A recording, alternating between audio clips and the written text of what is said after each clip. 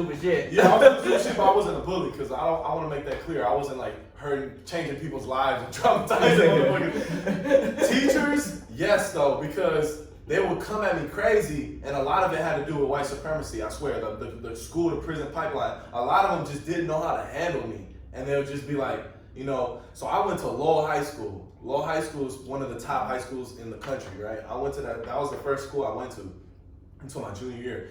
And when I was at Lowell, when I first was about to get into Lowell, my teacher, I'll never forget her. I'm snitching on her ass too. Miss Andrew, this white lady, she hated me.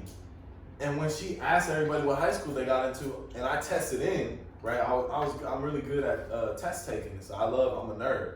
And so I got in, and I said I got in the Lowell. She was like, "You're lying." In front of hella people, I'm like, "I'm not lying. Let me see the paper."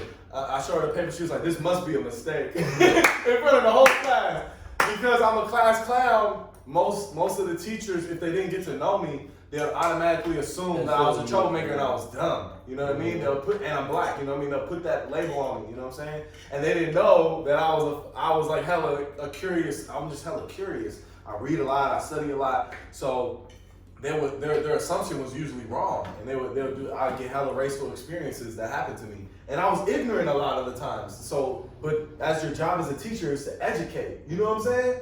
So they coming at me because I'm black, and they're thinking like he's a lost cause, when they could be like, he's a clever motherfucker. But one teacher did do that, and I'm gonna give credit. In Aptis, in my 6th grade, her name was Miss Eileen. She was a hippie. I'll never forget because she had hella hair out her armpits. She was a redhead, and she was super hippied out. And I was just like, this is like, to me, this is San Francisco. I love it.